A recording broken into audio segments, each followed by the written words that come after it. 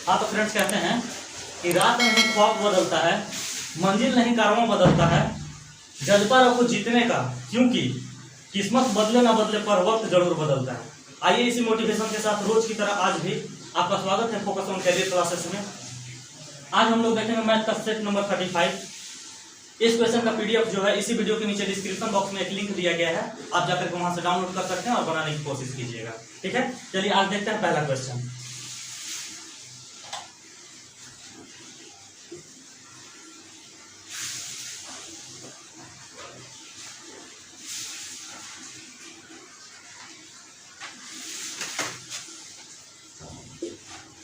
देखिए पहला क्वेश्चन है कि रीता अपनी मासिक आय का 25% जो है से घर के किराए पर खर्च करती है तथा शेष जो राशि बचता है उसका 30% भोजन पर खर्च करती है। यदि वह 5,250 रुपये बचाती है तो उसके मासिक आय कितना होगा। ठीक है, कितना था उसका मासिक आय, यही ज्ञात करना है। ठीक है, मान लीजिए कि रीता का जो आय था मान लीजिए कि 100 रुपया था। ठीक है, एक्स का क्या बोल रहा है कि 30% जो है 25% जो है तो घर के किराए पर। तो मान लीजिए कि एक्स का अगर 25% अगर वो घर के किराए पर खर्च कर देती है तो बचता कितना है 75%। और बाकी जो शेष राशि बचा इसका 30% जो है से भोजन पर खर्च करती है। तो 30% जब भोजन पर खर्च करेगी तो बचेगा कितना 70/100 यानी 70%। ठीक है, अब इसी का जो टोटल वैल्यू दिया हुआ है वो कितना दिया हुआ है 5,250 रुपया दिया हुआ है। तो हमको कुछ नहीं करना है, बस एक्स का वैल्यू ज्ञात कर लेंगे तो रीता का हमारा आय निकल जाएगा कि कितना उसका आय था, इनकम था। तो हम यहाँ से बोल सकते हैं कि 25 दिया 75 और 25 चौका 100, यहाँ 1 0 से 1 0, यहाँ से हम बोल सकते हैं कि एक्स बराबर देखिएगा 5250। यहाँ देखिए 17 21 से गुना में तो यहाँ जाएगा तो क्या हो जाएगा भागा में चल जाएगा। ठीक है, और 10 चौके 40, यहाँ क्या है भागा में तो इधर चल जाएगा तो गुना में हो जाएगा। ठीक है, यहाँ 17 21। ठीक है, अगर 21 से अगर 5250 को अगर आप कट कीजिएगा तो आएगा 250। ठीक है, तो हमारा x बराबर क्या हो जाएगा 250 गुना क्या 40। ठीक है, 250 गुना अगर 40 कीजिएगा तो हमारा कितना आ जाएगा 25 चौका 100 और 2 जीरो और बैठा दीजिए, यानी कि बोल सकते हैं कि 10,000 रुपया जो था रीता का क्या था आय था। ठीक है, इस प्रकार पहला का ऑप्शन नंबर जो हो जाएगा हमारा डी हो जाएगा। चलिए क्वेश्चन नंबर 2 देखते हैं।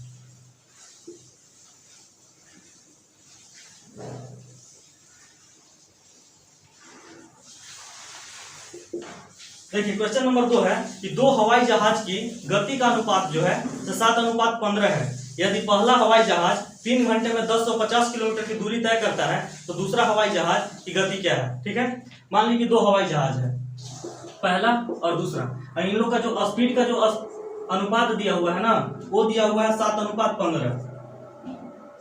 ठीक है, तो हम बोल सकते हैं इसको x के टर्म में ऐसे लिख सकते हैं 7x और 15x। ठीक है, अब यहां से आपको बता दें कि पहला जो जहाज था ये जहाज था तो कितना 3 घंटा में 1050 किलोमीटर दूरी तय करता था। तो पहला जहाज का हम क्या निकाल लेंगे स्पीड निकाल लेंगे। तो यहां से अगर करेंगे तो 3 घंटा में तो क्या स्पीड बराबर क्या हो जाएगा डिस्टेंस बाय टाइम। तो 1050 बटा अगर 3 करेंगे तो कितना हो जाएगा 350 हो जाएगा, 350 किलोमीटर यही हो जाएगा पर घंटा। लेकिन यहां से देखिए 7x का वैल्यू कितना हो गया, हम बोल सकते हैं कि 350 किलोमीटर पर घंटा। ठीक है, तो हम पूछ रहा है कि जहाज 2 का क्या स्पीड होगा। तो हम यहां से लिख सकते हैं, क्लियर देखिएगा, तो 7x का वैल्यू कितना है 350, तो x का वैल्यू क्या हो जाएगा 350 बटा 7, यानी कि x का जो वैल्यू आ गया वो हमारा 50 किलोमीटर पर घंटा आ गया। ठीक है, तो जहाज 2 का बोल रहा था तो इसका स्पीड क्या हो जाएगा 15 गुना x था, तो x की जगह पर कितना 50 फुट कर देंगे। तो 50 फुट कर देंगे तो 15 × 5 = 75, यानी 750 किलोमीटर पर घंटा जो था तो जहाज 2 का स्पीड था। ठीक है, इस प्रकार से 2 का ऑप्शन नंबर जो हो जाएगा हमारा डी हो जाएगा। चलिए क्वेश्चन नंबर 3 देखते हैं।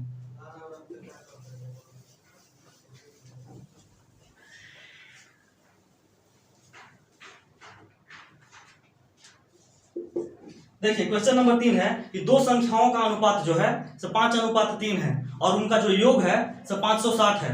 तो दोनों संख्याओं में से सबसे छोटी संख्या का मान ज्ञात करना है। ठीक है, देखिए मान लीजिए कि कोई दो संख्या a और b है। अब इन लोग दोनों का जो अनुपात दिया हुआ है तो 5:3 है।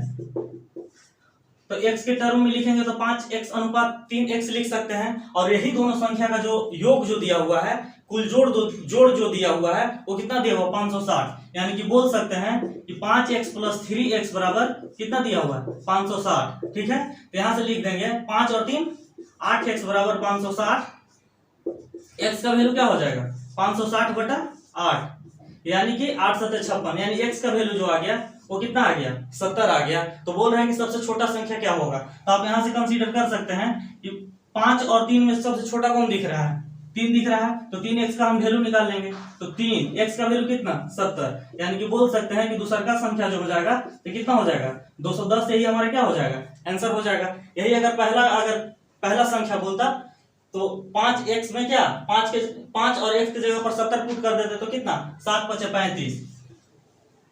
यहां लिख सकते हैं 5 × 70 यानी कि 35, 350 आ गया। ठीक है, तो हमारा दूसरा संख्या यानी कि छोटा संख्या पूछ रहा था तो 210 हो जाएगा। ठीक है, जो कि 3 का ऑप्शन नंबर जो हो जाएगा तो सी हो जाएगा। चलिए क्वेश्चन नंबर 4 देखिए।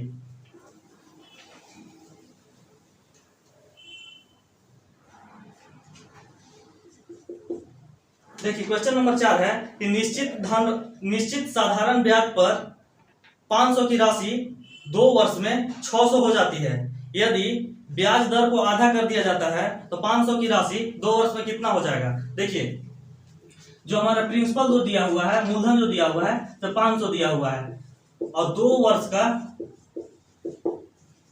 ब्याज यानी कि एसआई जो दिया हुआ है साधारण ब्याज वो कितना दिया हुआ है। टोटल देखिए टोटल राशि 500 से 600 हो जा रहा है, तो हमारा ब्याज कितना हो जाएगा 100 हो जाएगा। तो हम यहाँ से बोल सकते हैं कि 2 वर्ष का जो ब्याज हो जाएगा मेरा तो 100 हो जाएगा। तो 1 वर्ष बराबर क्या हो जाएगा 50 रुपया। ठीक है, तो यही 50 रुपया जो 1 वर्ष में ब्याज लग रहा है इसका हम क्या निकाल लेंगे दर निकाल लेंगे यानी रेट निकाल लेंगे। तो रेट बराबर हम लिख सकते हैं क्या 50 को इसी में परसेंटेज में फाइंड कर लीजिए इंटू 100। क्या आया रेट बराबर हमारा 10% आ गया। ठीक है, रेट बराबर 10% आ गया। तो अब क्वेश्चन में बोल रहा है कि इसी रेट के आधा अगर इस रेट को अगर आधा कर दिया जाए तो बताइए कि 2 वर्ष में 500 का कितना वो राशि हो जाएगा। एक क्वेश्चन बोल रहा है। तो हम यहाँ से बोल सकते हैं कि रेट अब हमारा नया जो रेट आ गया वो कितना आ गया 5%। अब बताइए कि 1 साल में 5% लग रहा है तो 2 साल में कितना होगा 10%, यानी 500 का 10% निकाल लेंगे। ठीक है, 500 का अगर 10% निकालेंगे तो कितना हो जाएगा 50 रुपया 2 साल में हमारा क्या हो जाएगा ब्याज। तो मूलधन कितना था 500 और 500 में अगर 50 जोड़ देंगे तो कुल राशि बढ़ करके कितना हो जाएगा 550। ठीक है, तो हम बोल सकते हैं कि 2 वर्ष में हमारा जो है तो मिश्र धन क्या हो जाएगा 500 + 50 यानी कि 550 रुपया हमारा कुल मिश्र धन हो जाएगा। ठीक है, जो कि 4 का ऑप्शन नंबर जो हो जाएगा वो हो जाएगा डी। चलिए इसी प्रकार से 5 नंबर क्वेश्चन देखिए।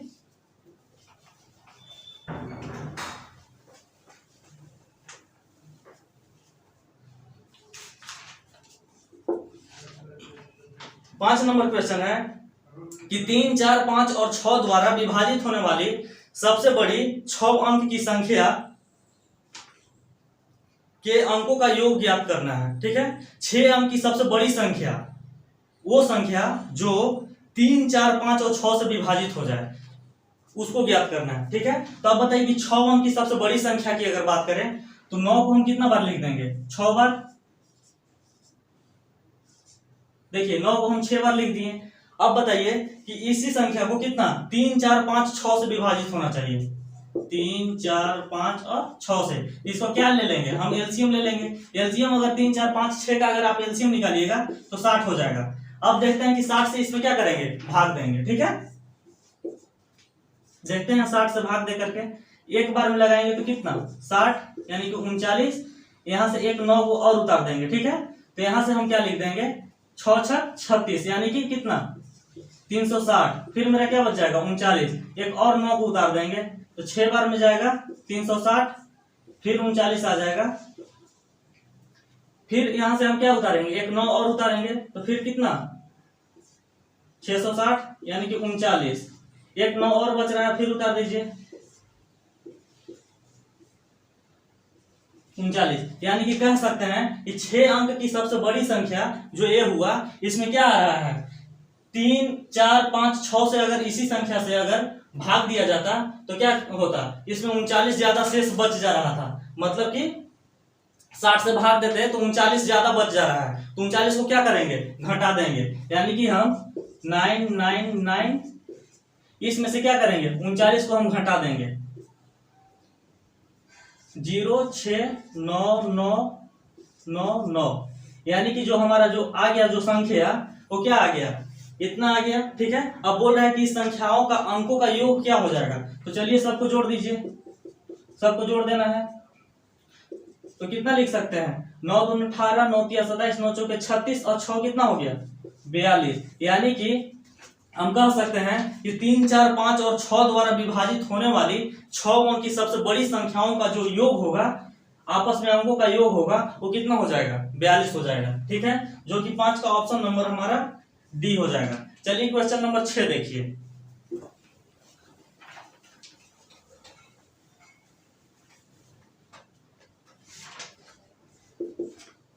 क्वेश्चन नंबर 6 है कि 30 छात्रों का औसत अंक जो है 65 है और 36 छात्रों का जो औसत अंक है वो कितना है 35 है और 34 छात्रों का औसत अंक 45 है, तो सभी छात्रों का कुल औसत अंक क्या हो जाएगा। ठीक है, तो चलिए देखते हैं, बोल रहा है क्वेश्चन में 30 छात्र का जो औसत है, 30 छात्र का औसत अंक जो है तो कितना है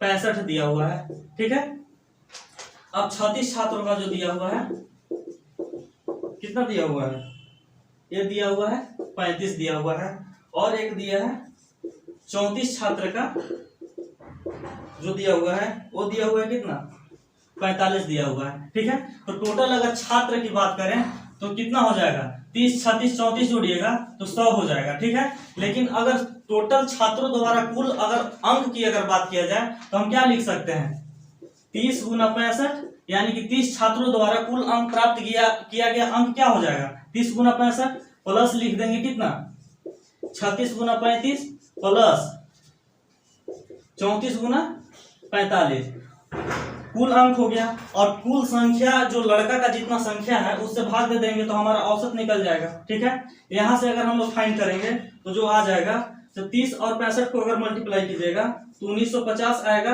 और 36 गुना अगर 35 कीजिएगा तो 1260 आ जाएगा, और 34 गुना 45 कीजिएगा तो 1530 आ जाएगा। ठीक है, बटा 100, ऊपर सभी संख्याओं को अगर आप ऐड करते हैं तो जो आ जाएगा वो आ जाएगा कितना 4740 बटा 100, और 4740 में अगर 100 से आप भाग दे दीजिएगा तो आ जाएगा 47.4, यही हमारा क्या हो जाएगा 100 छात्रों का औसत अंक हो जाएगा। ठीक है, जो कि 6 का ऑप्शन नंबर जो हो जाएगा वो डी हो जाएगा। ठीक है, चलिए क्वेश्चन नंबर 7 देखते हैं हम लोग।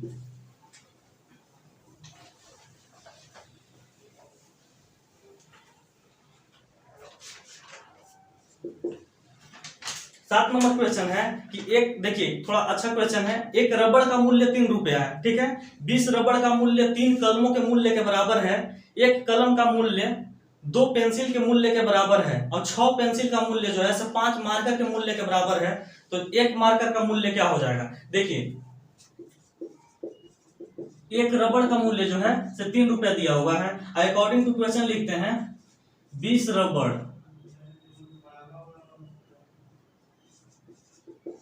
20 रबड़ का जो मूल्य है वो 3 कलम के बराबर है, और हम बोल रहे हैं कि एक कलम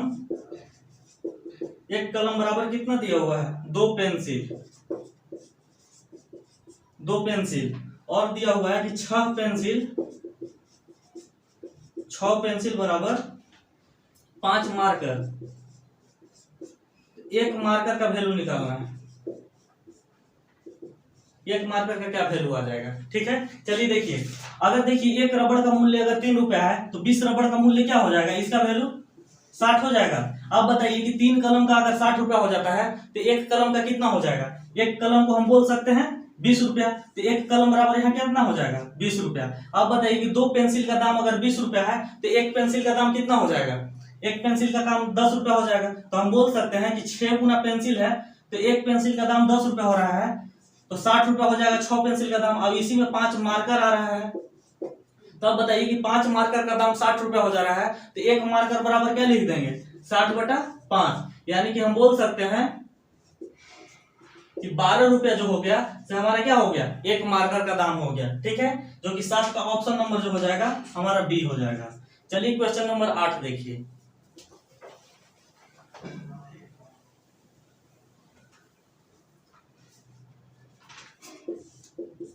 देखिए 8 नंबर क्वेश्चन है कि यदि किसी समबाहुभुज के प्रत्येक बहिष्कोण का माप जो है 36 डिग्री है तो इसकी भुजाओं की संख्या ज्ञात कीजिए। ठीक है,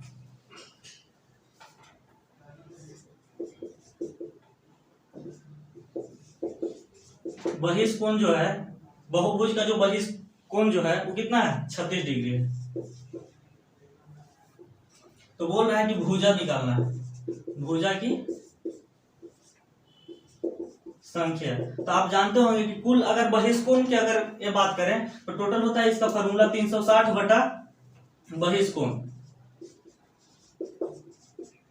तो हम बोल देंगे कि 360 बटा क्या हो जाएगा 10 नहीं 36 हो जाएगा। 36 से अगर कट करेंगे तो 10 भुजा आ जाएगा, यानी कि बोल सकते हैं कि जो बहुभुज है वो 10 भुज है। ठीक है, तो हमारा जो भुजा की जो संख्या आ जाएगा वो 10 हो जाएगा। ठीक है, जो कि 8 का ऑप्शन नंबर हमारा ए हो जाएगा। चलिए 9 नंबर क्वेश्चन देखते हैं।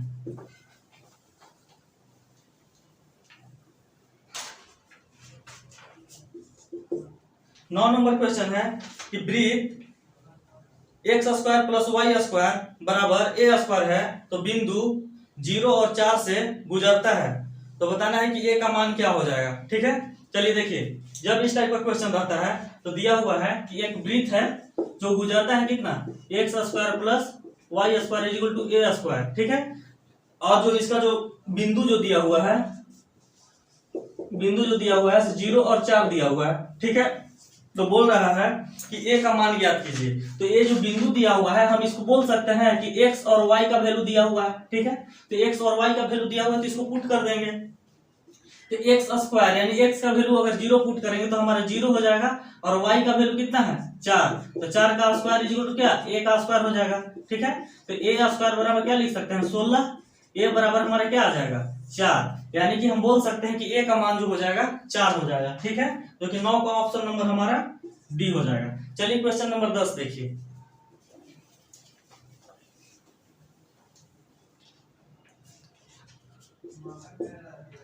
क्वेश्चन नंबर 10 है कि समद्विबाहु त्रिभुज के तीनों भुजाओं का जो योग है 20 सेंटीमीटर है, और बराबर लंबाई वाली भुजाओं में से एक भुजा और आधार का अनुपात जो है 3:4 है, तो त्रिभुज की ऊंचाई ज्ञात कर रहा है। ठीक है, देखिए एक समद्विबाहु त्रिभुज है। ठीक है, समद्विबाहु त्रिभुज बोले तो उसका 2 भुजा होगा तो आपस में क्या हो जाएगा बराबर हो जाएगा। ठीक है, 2 भुजा आपस में बराबर होगा, तो हम बोल देंगे कि ये दोनों भुजा जो है से आपस में बराबर है, और एक है से भुजा आपस में बराबर नहीं है। तो क्वेश्चन के मुताबिक बोल रहा है कि एक बराबर भुजा में से और एक आधार का जो भुजा का जो अनुपात दिया हुआ है वो 3:4 दिया हुआ है, तो इसको हम 3 मान लेंगे, इसको 4 मान लेंगे, x के टर्म में 3x और 4x मान लेंगे। ठीक है, अब बताइए कि ये भुजा और ये भुजा दोनों आपस में बराबर है, तो इसका भी अनुपात जो हो जाएगा 3x के अनुपात में हो जाएगा। ठीक है, और यही त्रिभुज का जो परिमाप दिया हुआ है वो दिया हुआ है 20 सेंटीमीटर, तो परिमाप बराबर तीनों भुजाओं का योग, यानी बोल सकते हैं कि 3x + 3x + 4x। ठीक है, बराबर क्या लिख सकते हैं 20 सेंटीमीटर हमारा परिमाप दिया हुआ है। ठीक है, तो 3 × 6 = 4 10 x बराबर 20, तो हमारा x का जो वैल्यू आ जाएगा कितना आ जाएगा 2 आ जाएगा, x का वैल्यू 2 आ गया। ठीक है, तो हम बोल सकते हैं कि ए भुजा का जो लंबाई होगा तो कितना 6 सेंटीमीटर, ए भुजा की भी लंबाई 6 सेंटीमीटर, और इस भुजा का जो लंबाई आ जाएगा वो कितना हो जाएगा 8 सेंटीमीटर हो जाएगा। ठीक है, चलिए देखिए समद्विबाहु त्रिभुज है जिसका 2 भुजा आपस में बराबर होता है। अगर यहाँ से एक हम लंब अगर डाल दे इस पे ध्यान दीजिएगा। तो क्या है, ये आधार को दो भाग बराबर भागों में विभाजित करेगा, ठीक है। तो अब बताइए कि यहाँ से लेकर के यहाँ तक अगर 8 सेंटीमीटर है तो यहाँ से लेकर के यहाँ तक कितना हो जाएगा, 4 सेंटीमीटर हो जाएगा। अब बताइए कि यहाँ 90 डिग्री का अगर कोण बनाता है तो ये भुजा है से 6 सेंटीमीटर है और ये भुजा है से 4 सेंटीमीटर है। तो यही तो ऊंचाई ज्ञात करना है, इसी को तो ऊंचाई हमको ज्ञात करना है। तो ऊंचाई बराबर नहीं लिख सकते हैं, देखिएगा ऊंचाई बराबर, यहां से देखें तो पाइथागोरस प्रमेय हम लगा लेंगे, ठीक है। तो ऊंचाई बराबर लिख देंगे रूट अंडर कर्ण का स्क्वायर माइनस आधार का स्क्वायर, ठीक है। तो 6 का स्क्वायर माइनस 4 का अगर स्क्वायर करेंगे तो कितना हो जाएगा, 36 माइनस 16, यानी कि बोल देंगे कि रूट 20। यहां से अगर 4 को अगर हम बाहर निकालेंगे तो 2 रूट 5 सेंटीमीटर जो हो जाएगा, तो इसका क्या हो जाएगा, ऊंचाई हो जाएगा, ठीक है। जो कि 10 का ऑप्शन नंबर जो हो जाएगा वो हमारा हो जाएगा डी। चलिए क्वेश्चन नंबर 11 देखते हैं।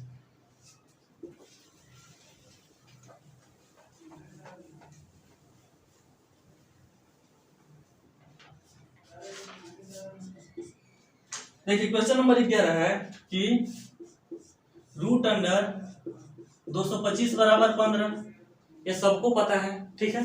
चलिए लेकिन क्वेश्चन में क्या कह रहा है, क्वेश्चन है रूट अंडर,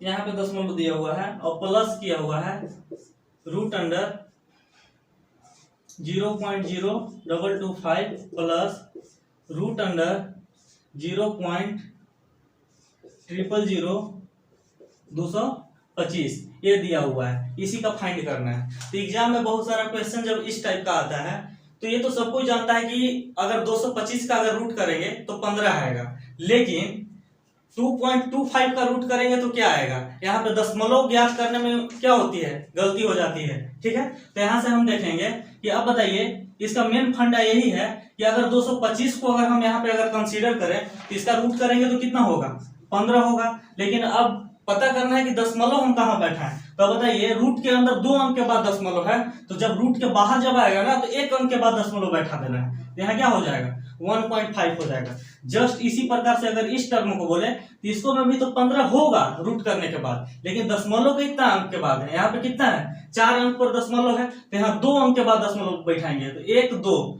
यानी कि यहाँ दशमलव बैठ जाएगा, ठीक है।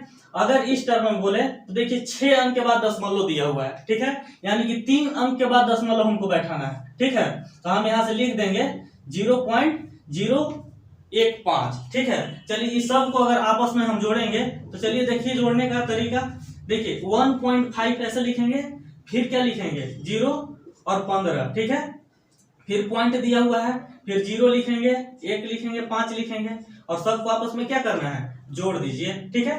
तो यहाँ से 5 हो जाएगा, एक 6 और क्या हो जाएगा 1, यानी कि बोल सकते हैं कि 1.665 जो हो जाएगा हमारा आंसर हो जाएगा, जो कि 11 का ऑप्शन नंबर जो हो जाएगा से सी हो जाएगा। चलिए क्वेश्चन नंबर 12 देखिए।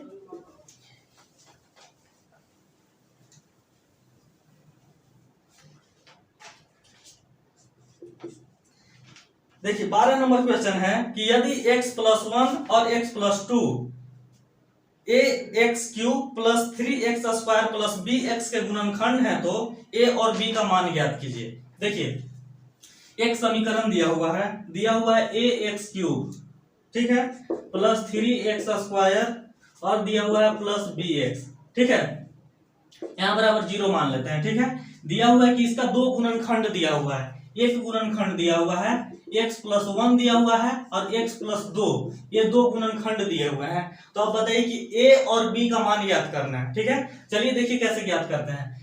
इसके बराबर में हम 0 मान लेंगे तो बताइए कि x बराबर क्या हो जाएगा -1 हो जाएगा, और अगर यहाँ पे अगर 0 मानते हैं तो x बराबर क्या हो जाएगा -2 हो जाएगा। देखिए यहाँ जब ये दोनों जब गुणनखंड था तो क्या होगा, इस x का वैल्यू से ये जो इक्वेशन है वो क्या करेगा, पूरा वेरीफाई कर जाएगा, ठीक है। तो हम कह सकते हैं कि अगर इस समीकरण में x का वैल्यू अगर पुट करें -1 तो एक अलग इक्वेशन आएगा, और x बराबर एक अलग वैल्यू अगर पुट करें, अगर -2 पुट करें तो एक अलग इक्वेशन आएगा। यानी कि a और b का जब हमको मान ज्ञात करना है तो 2 इक्वेशन आ जाएगा, तो हम आराम से ज्ञात कर लेंगे। चलिए पुट करते हैं पहला बार में पुट करते हैं कितना, -1 को पुट करते हैं, तो x के जगह पर -1 पुट करेंगे तो कितना हो जाएगा -a, ठीक है। अगर x के जगह पर यहाँ पर -1 करेंगे तो यहाँ क्या हो जाएगा +3, और यहाँ पर क्या हो जाएगा -b, यानी कि 0। हम कह देंगे कि इस a को इस b को उधर ले जाइए, तो हम लिख सकते हैं कि a + b बराबर क्या लिख देंगे 3। पहला इक्वेशन आ गया, ठीक है। चलिए दूसरा का इक्वेशन की अगर बात करें, तो देखिए -2 को पुट कीजिएगा तो x का अगर क्यूब करेंगे तो -2 का पावर अगर क्यूब करेंगे तो -8 होगा, यानी कि बोल सकते हैं कि -8 प्लस यहाँ पर क्या हो जाएगा 2 का अगर क्यूब, 2 का यहाँ कितना है स्क्वायर है, यानी कि बोल देंगे कि 2 दूना 4, यानी कि 4 दिया 12, ठीक है। यहाँ से अगर बोलेंगे यहाँ a के टर्म में होगा, यहाँ अगर बोले b का अगर वैल्यू अगर -2 रखेंगे, x का वैल्यू अगर -2 रखेंगे तो क्या हो जाएगा -b हो जाएगा, इज इक्वल टू क्या 0। चलिए ध्यान दीजिए, अगर इस a टर्म को अगर उधर ले जाते हैं बराबर टू साइड, तो हम क्या लिख सकते हैं कि 8a प्लस 8a माइनस क्या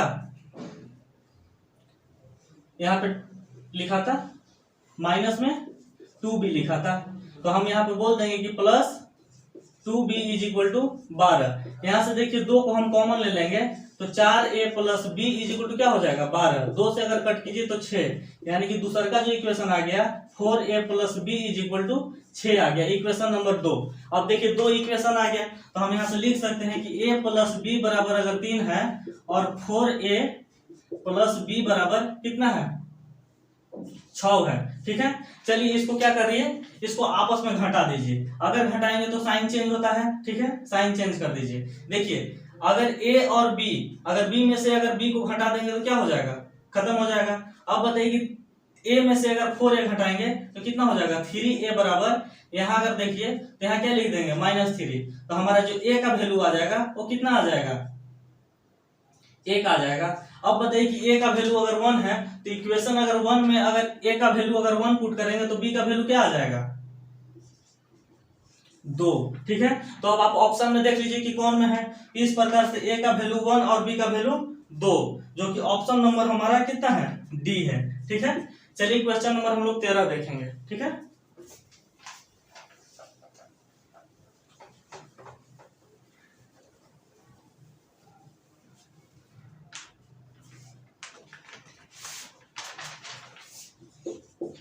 देखिए क्वेश्चन नंबर 13 है कि दो संख्याओं का जो योग है से 15 है, यदि उनके व्युत्क्रमों का योग जो है से 3/10 है, तो दोनों संख्याओं ज्ञात कीजिए, ठीक है। चलिए देखिए, मान लीजिए कि एक संख्या जो है और दो को संख्या है, ठीक है, दोनों संख्याओं का योग है से 15 है, तो मान लीजिए कि पहला संख्या x होगा तो दूसरा का संख्या x 15 - x मान लेंगे, ठीक है। अब बताइए कि इन्हीं लोग का क्या है व्युत्क्रम, मतलब उल्टा कर देने के बाद जो योग हो रहा है 3/10 हो रहा है, तो हम यहाँ से लिख सकते हैं कि 1/x plus 1/15 - x is equal to कितना 3/10। चलिए यहाँ से आप एलसीएम ले लीजिएगा तो क्या हो जाएगा x इंटू 15 - x, ठीक है। अब अगर यहाँ पे अगर करते हैं तो 15 - x plus x is equal to क्या हो जाएगा 3/10। इस देखिए x x कट जाएगा क्योंकि ये माइनस में है प्लस में है, तो ऊपर बच जाएगा 15/x इंटू 15 - x, ठीक है, इज इक्वल टू 3/10। अगर 3 से अगर कट कीजिएगा तो 3 बचे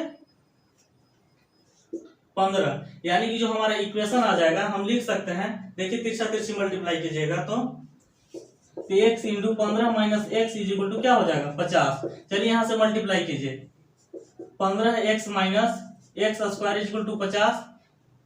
चलिए इस टर्म को वो साइड अगर ले जाएंगे तो हम लिख सकते हैं कि x स्क्वायर प्लस में माइनस यहाँ पर 15x होगा, ठीक है, माइनस 15x और क्या हो जाएगा प्लस 50 इज इक्वल टू 0 हो जाएगा, ठीक है। आपको हम पहले भी शॉर्ट में बताए थे कि द्विघात समीकरण जब आता है तो उसको हम शॉर्ट में कैसे बनाते हैं। तो अब देखिए इसको इस टाइप से तोड़ना है कि पहला संख्या और अंतिम संख्या को गुना करने के बाद कितना आ रहा है 50x स्क्वायर आ रहा है, ठीक है।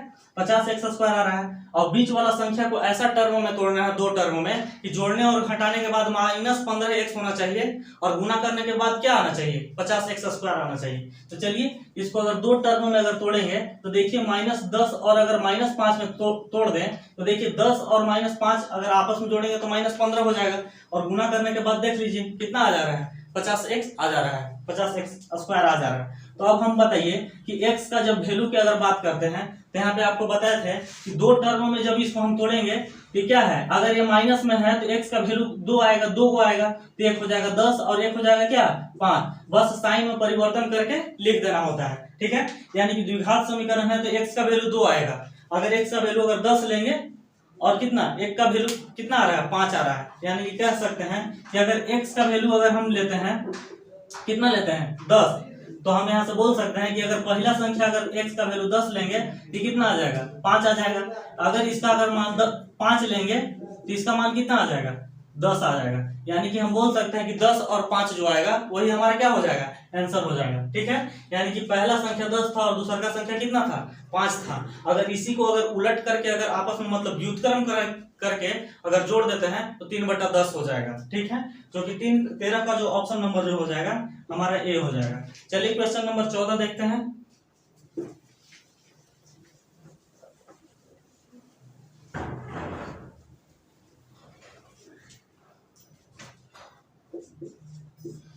चौदह नंबर क्वेश्चन देखिए, एक रेखा दो बिंदु 3, 4 और 4, 5 से होकर के गुजरती है तो उस रेखा का ढलान या प्रवणता का कोण ज्ञात कीजिए, ठीक है। देखिए एक रेखा है, ठीक है, दो पॉइंट से गुजर रहा है, ठीक है। पहला पॉइंट जो है 3 और 4 है और दूसरा पॉइंट जो है 4 और 5 दिया हुआ है, ठीक है। तो ये जो लाइन है से कितना एंगल पे झुका हुआ है, इसी को हम क्या बोलते हैं, प्रवणता बोलते हैं। और प्रवणता का मान ज्ञात करना है थीटा में, ठीक है। तो चलिए हम यहाँ पे लिखते हैं, आप नहीं जानते होंगे तो जान लीजिए, प्रवणता बराबर होता है y2 माइनस y1 बटा x2 माइनस x1 होता है। तो यहाँ देखिए x1 y1 x2 और y2। चलिए यहाँ से अगर y2 का अगर वैल्यू पुट करें तो क्या हो जाएगा, 5 माइनस 4 और क्या हो जाएगा 4 माइनस 3, यानी कि 1/1। यानी कि हम बोल देंगे कि प्रवणता जो हो गया, प्रवणता को हम डिनोट करते हैं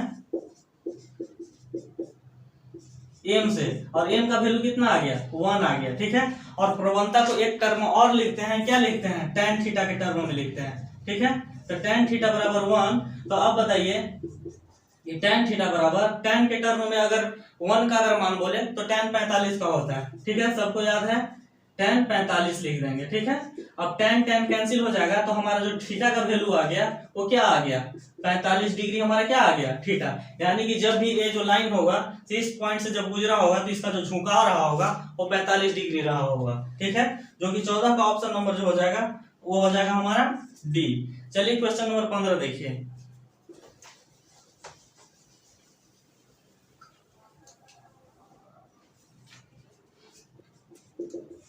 15 नंबर क्वेश्चन देखिए, बोल रहा है कि एक वर्ग का जो विकर्ण है 24 सेंटीमीटर है तो उसका परिमाप कितना होगा, ठीक है।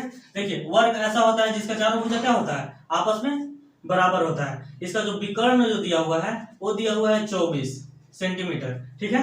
तो आप बताइए कि विकर्ण बराबर कितना है, 24 सेंटीमीटर दिया हुआ है। तो विकर्ण बराबर अगर इसका एक भुजा अगर ए हम मान लें तो सभी भुजा आपस में बराबर है तो सब क्या हो जाएगा, ए हो जाएगा। यानी कि हम बोल सकते हैं कि विकर्ण बराबर क्या होता है, a√2 होता है, बराबर यहाँ से लिख देंगे 24, ठीक है। तो हमारा भुजा जो आ जाएगा तो क्या आ जाएगा 24/√2। यहाँ से परिमीकरण कर दीजिए, √2 से क्या करेंगे, गुना कर देंगे।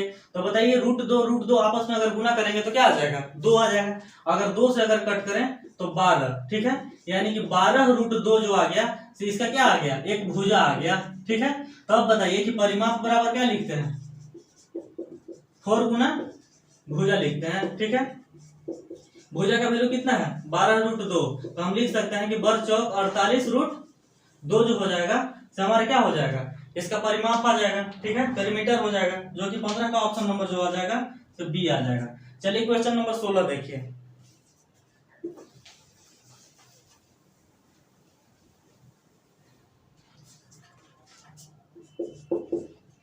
16 नंबर क्वेश्चन है कि 96 किलोमीटर पर घंटा की चाल से चल रही रेलगाड़ी एक खंभे को 12 सेकंड में और एक प्लेटफॉर्म को 30 सेकंड में पार करती है, तो प्लेटफॉर्म की लंबाई ज्ञात कीजिए। देखिए आज थोड़ा सा हट के बताते हैं आपको, ठीक है।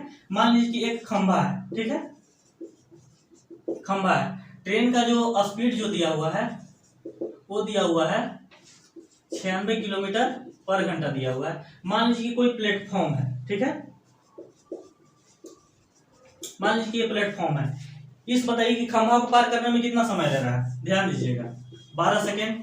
और इस प्लेटफॉर्म को जब पार कर रहा है तो टाइम कितना ले रहा है, 30 सेकेंड ले रहा है। तो एक बात ध्यान दीजिएगा कि जब खंभा को कोई ट्रेन जब पार करता है तो सोचिएगा कि वो ट्रेन अपना ही लंबाई को क्या करता है, क्रॉस करता है अपना स्पीड से। यानी कि बोल सकते हैं कि इसमें क्या हुआ होगा, ये अपना ही लंबाई को, मतलब जितना ट्रेन का लेंथ रहा होगा उसी को कितना 12 सेकेंड में पार किया। और इसमें क्या है कि ट्रेन अपना लंबाई प्लस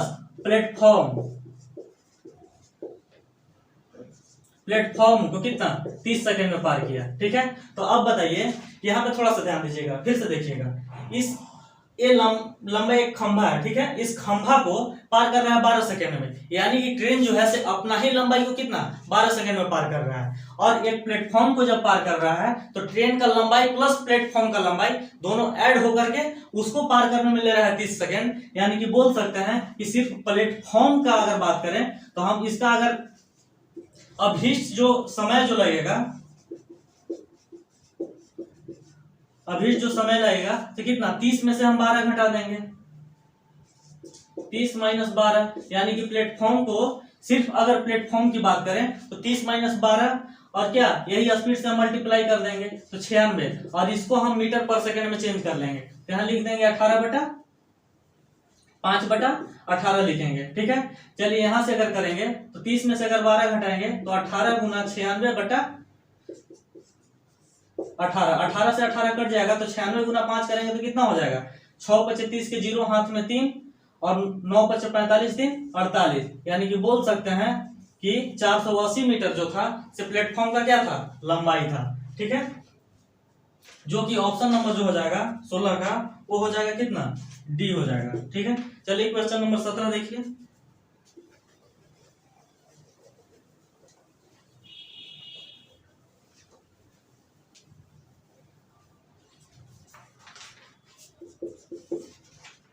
क्वेश्चन नंबर 17 है कि tan 11 डिग्री, tan 41 डिग्री, ठीक है, tan 45 डिग्री और दिया हुआ है tan 49 डिग्री और tan दिया हुआ है 79 डिग्री, ठीक है। देखिए इसका वैल्यू निकालना है, ठीक है। बहुत लोग कंफ्यूज करते हैं, कंफ्यूज नहीं करना है। देखिए a प्लस बी बराबर अगर 90 डिग्री है तो हम लिख सकते हैं कि tan a into tan b बराबर 1 होता है। ये आपको कंसीडर करना है इस बात को, ठीक है। अगर θ1 और θ2 का अगर योग जो अगर 90 डिग्री है तो tan θ1 इंटू tan θ2 का जो मान होगा वो क्या हो जाएगा, 1 हो जाएगा। यानी कि देखिएगा अगर इस 11 को अगर 79 के साथ में और इस 41 को 49 के साथ में अगर आपस में मल्टीप्लाई कीजिए तो देखिए 11 और 79 कितना हो रहा है, 90 हो जा रहा है। तो tan a into tan b बराबर क्या लिख देंगे, ये दोनों का मान क्या हो जाएगा, 1 हो जाएगा। अब देखिए tan 41 और अगर tan 49 को अगर आपस में अगर हम 41 और 49 जोड़े तो 90 डिग्री हो रहा है, यानी कि ये दोनों का भी मान कितना हो जाएगा, 1 हो जाएगा। और tan 45 को तो सबका मान पता है कितना होता है, 1 होता है, ठीक है। तो टोटल तीनों को 1 गुना 1 गुना 1 अगर करेंगे तो कितना हो जाएगा, 1 हमारा क्या हो जाएगा, आंसर हो जाएगा, जो कि 17 का ऑप्शन नंबर हमारा डी हो जाएगा। चलिए क्वेश्चन नंबर 18 देखिए।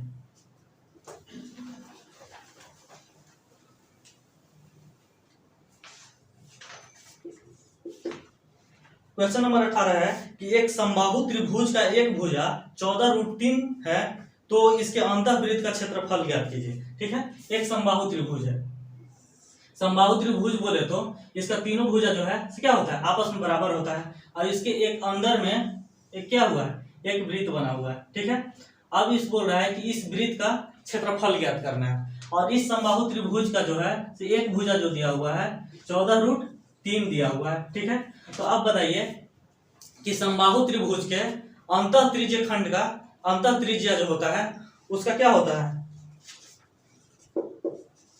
अंतः त्रिज्या बराबर लिखते हैं भुजा बटा 2√3 होता है। ये तो आपको याद करना होगा, ठीक है। अगर यहां से याद कीजिएगा तो क्या है, भुजा हमारा 14√3 है बटा क्या लिख देंगे 2√3, √3 से √3 कैंसिल हो जाएगा, तो यहाँ बचेगा कितना 7 बचेगा हमारा, ठीक है। जब 7 आ गया, इसका क्या त्रिज्या 7 हमारा आ गया, इसका क्षेत्रफल निकाल लेंगे तो पाई आर स्क्वायर यानी कि 22/7 गुना 7 गुना क्या हो जाएगा 7, 7 से 7 कट जाएगा तो 7 दूना 14 के 4 हाथ में 1, 7 दूना 14 और 1 15, यानी कि बोल देंगे कि 154 जो आ जाएगा हमारे क्या आ जाएगा, इस वृत्त का क्षेत्रफल आ जाएगा, जो कि 18 का ऑप्शन नंबर जो हो जाएगा ए हो जाएगा। चलिए 19 नंबर क्वेश्चन देखिए।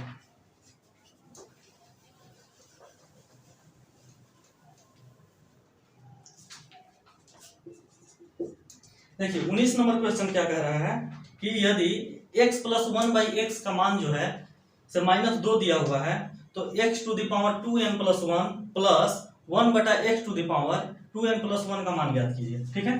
देखिए x + 1/x का जो मान है तो -2 है, ठीक है। तो ज्ञात करना है x⁴ 2n+1 plus 1/x⁴ 2n+1 का मान क्या होगा। देखिए बहुत अच्छा क्वेश्चन है, एग्जाम में आता है। देखिए आप थोड़ा सा अगर प्रेजेंस ऑफ माइंड अगर यूज कीजिएगा तो आप इस टाइप के क्वेश्चन को ज्यादा से ज्यादा क्या करना है ना कि x का वह कौन सा मान रख दें जो इस इक्वेशन को फुलफिल कर जाए, ठीक है। तो यहाँ पर देखिए x का अगर मान अगर हम -1 अगर रख दें, अगर -1 रख दें तो क्या -2 फुलफिल नहीं कर जा रहा है। तो यहाँ से हमको पता चलेगा कि -x का मान क्या आ गया, तो x का मान हमारा -1 आ गया। अब देखिए अगर -1 का पावर 2n+1 करें प्लस 1/-1 का पावर 2n+1, यहाँ 2n+1 का क्या फंडा है, यहाँ पर ये है n मतलब हम बोल सकते हैं कि नेचुरल नंबर, ठीक है। नेचुरल नंबर अगर आप कुछ भी रखिएगा, ठीक है, प्राकृतिक संख्या, तो हम बोल सकते हैं कि n का मान अगर 1 रखिए तो 2 इकाई 2 1 कितना हो जाएगा 3 हो जाएगा। अगर n का मान अगर 4 रखते हैं या 3 रखते हैं, जो रखना है रखिए, मान लीजिए कि 3 रखना है तो 3 दूना 6 और 1 7, यानी कि जो भी जो ऊपर में आएगा वो हमारा क्या आएगा विषम संख्या आएगा। और जब भी -1 का पावर अगर विषम संख्या हो तो क्या होता है -1 होता है, ठीक है। तो हम यहाँ से -1 लिखेंगे, यहाँ भी सेम कंडीशन होगा -1 हो जाएगा, यानी कि बोल सकते हैं कि -1 और -1 को अगर जोड़ेंगे तो क्या आ जाएगा -2, ठीक है। यही हमारा आंसर हो जाएगा, ठीक है, जो कि 19 का ऑप्शन नंबर जो हो जाएगा वो हमारा हो जाएगा ए। चलिए 20 नंबर क्वेश्चन देखिए, आज का लास्ट क्वेश्चन।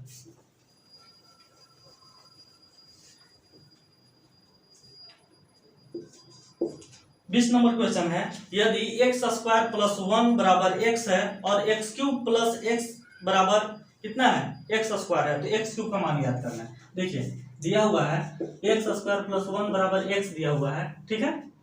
तो बोल रहा है कि x³ + x = x² दिया हुआ है, ठीक है। तो अब x³ का मान ज्ञात करना है, ठीक है। देखिए दो इक्वेशन दिया हुआ है, तो अब बताइए कि यहाँ x का मान दिया हुआ है तो इस x का मान इसमें पुट कर दीजिए, क्या हो जाएगा x³ + x = x² है दूसरा का इक्वेशन। तो चलिए इस x बराबर क्या लिख सकते हैं, इस x बराबर x² + 1 तो लिख ही सकते हैं। लिखिए x³ प्लस इसके जगह पर हम लिख रहे हैं किसको, इस दोनों को लिख रहे हैं, ठीक है। तो x² + 1 = x²। बताइए x² कैंसिल होगा, अब बताइए कैसे कैंसिल होगा, इधर जाएगा तो माइनस में आएगा, x² में से x² हटाएंगे तो कैंसिल हो जाएगा, 0 हो जाएगा, यानी कि बोल सकते हैं कि x³ + 1 = 0। तो बताइए कि x³ बराबर क्या हो जाएगा -1, और यही x³ का मान ज्ञात करना था जो कि हमारा कितना आ गया -1 आ गया, जो कि 20 का ऑप्शन नंबर जो आ जाएगा हमारा ए हो जाएगा। इस प्रकार आज हम लोग कितना मैथ का सेट नंबर 35 है से कंप्लीट किए। मेरा मेन उद्देश्य है आपको किसी भी परीक्षा में मैथ का क्वेश्चन को क्या करना, छूटने ना देना, ठीक है। और कब नहीं छूटेगा, जब आप लगातार मेरे साथ प्रैक्टिस कीजिएगा। कोई जरूरी नहीं कि आप मेरे साथ प्रैक्टिस कीजिए, लेकिन हाँ एक प्लेटफॉर्म रहता है, वहां पे अगर आपको डेली अगर शेड्यूल टाइम वाइज अगर आपको अगर मिलता है कंटेंट तो आपको बना लेने में ज्यादा बेनिफिट होता है। तो आइए मेरे साथ रोज पढ़िए और कुछ सीखिए, ठीक है। चलिए आज के लिए बस इतना ही, चलिए धन्यवाद।